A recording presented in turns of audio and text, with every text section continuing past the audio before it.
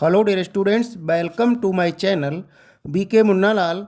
आज मैं आपको सिंथेसिस ऑफ सेंटेंसेस का part 8 complex sentence by using adverb clause of manner और सपोजिशन डिस्कस करने वाला हूँ। डियर स्टूडेंट्स, अभी तक आपने complex sentence by using adverb clause के 7 वीडियोस को नहीं देखा हो, 1 से 7 वीडियोस तक आप अवश्य देख लें, जिससे कि आप एडवर्ब क्लास का प्रयोग करके कॉम्प्लेक्स सेंटेंस बनाना अच्छे से सीख सकें। उन 7 वीडियोस की लिंक मैं डिस्क्रिप्शन बॉक्स में दे दूंगा, वहां जाकर आप उनको देख सकते हैं और उनका लाभ ले सकते हैं।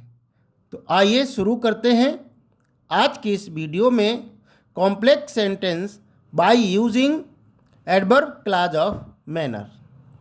आप जानते हैं कॉम्प्लेक्स सेंटेंस वह वाक्य होता है जिसमें एक प्रिंसिपल क्लॉज होता है और एक या एक से अधिक उसके सबऑर्डिनेट क्लॉजेस होते हैं। तो सबसे पहले हमको यहाँ ये समझना होगा कि एडवर्ब क्लॉज ऑफ मैनर क्या होता है, कौन सा होता है, उसको हमें जानना अति आवश्यक होगा। Adverb clause of manner is a subordinate clause that shows as how something is done in the main clause. अर्थात एडवर्ब क्लॉज ऑफ मैनर वह क्लॉज होता है जिसमें यह दर्शाया जाता है कि प्रधान वाक्य में क्रिया किस प्रकार घटित हुई है। प्रधान वाक्य की क्रिया को वो मॉडिफाई करता है। जो वाक्य प्रधान वाक्य प्रिंसिपल क्लॉज की क्रिया को मॉडिफाई करे वह एडवर्ब क्लॉज ऑफ मैनर और सपोजिशन कहलाता है।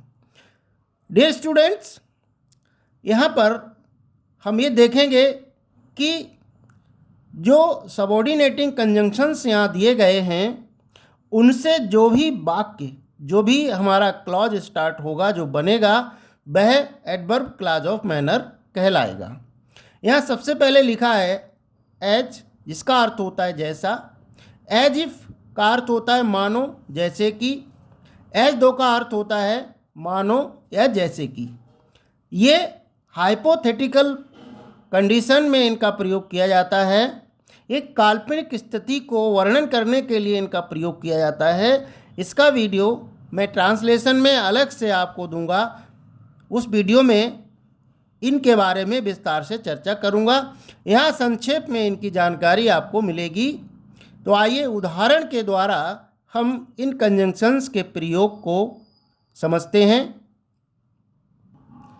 पहला उदाहरण है ही सॉल्व द क्वेश्चन। उसने प्रश्न हल किया। His teacher told him the way. उसके अध्यापक ने उसे तरीका बताया।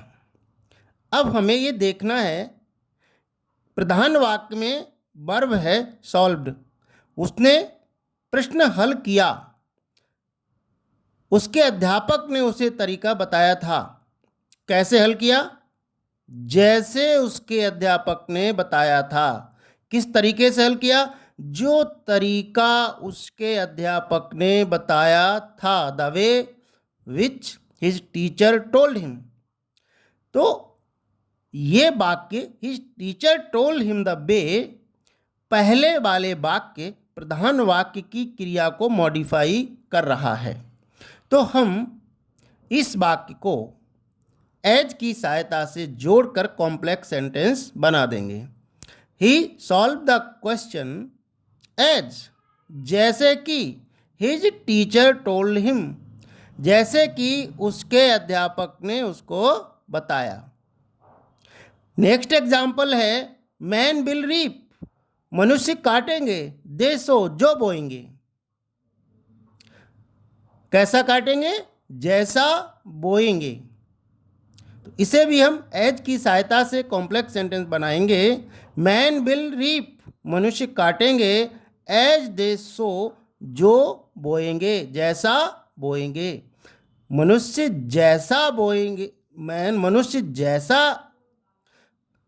बोएंगे वैसा काटेंगे, और सरल शब्दों में कह सकते हैं मनुष्य जो काटेगा जैसा बोएगा वही काटेगा जैसा बोएगा। नेक्स्ट एग्जाम्पल है डू, कीजिए, यू लाइक, आप पसंद करते हैं। क्या करें? वह करें जो आपको पसंद है। कैसे करें? जो आप चाहते हैं। कॉम्प्लेक्स सेंटेंस बनेगा डू एज यू लाइक, वैसा कीजिए जैसा आप चाहते हैं। कैसा चाहते हैं? वैसा कीजिए। डू एज यू लाइक, कीजिए जैसा आप पसंद करते हैं। कैसा करें?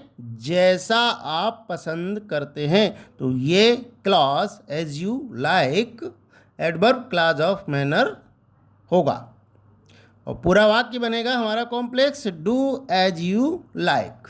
फोर्थ एग्जाम्पल है आई प्रीटेंडेड, मैंने बहाना बनाया। आई वॉज मैड, मैं पागल था। कैसा बहाना बनाया? जैसे कि मैं पागल था। जैसे कि मैं पागल था, ये बहाना बनाया। तो इसमें हाइपोथेटिकल कंडीशन है, काल्पनिक स्थिति का वर्णन किया गया है। तो हमें यहाँ पर ये विशेष ध्यान रखना होता है कि सब्जेक्ट चाहे एक वचन का हो या बहुवचन का हो, दोनों के साथ हमें वर का यूज़ करना होता है। यदि प्रधान वाक्य की क्रिया पास्ट इंडेफिनिट में है तो दूसरे क्लॉज को हमें सब्जेक्ट के साथ वर का प्रयोग करके उसका कॉम्प्लेक्स सेंटेंस बनाना होता है। आई प्रीटेंडेड, मैंने बहाना बनाया। एज इफ, जैसे कि मैं पागल हूँ, मैंने पागल के जैसा बहाना बनाया। फिफ्थ एग्जाम्पल है Tom lived a life, Tom ने जीवन जिया। He seem to be a king, वह एक राजा लगता था। अर्थात टॉम ने कैसा जीवन जिया? जैसे कि वह एक राजा हो। ये भी एक काल्पनिक स्थिति है। Tom lived a life as though और एज इफ, इनमें से हम किसी भी सबऑर्डिनेटिंग कंजंक्शन का प्रयोग कर सकते हैं। Tom lived a life as though और as if he were a king, Tom ने ऐसा जीवन जिया मानो कि वह एक राजा हो, जैसे कि वह एक राजा हो। आशा है डियर स्टूडेंट्स ये वीडियो आपको पसंद आया होगा। पसंद आया हो तो इसे लाइक कीजिएगा और शेयर कीजिएगा। Thanks for watching.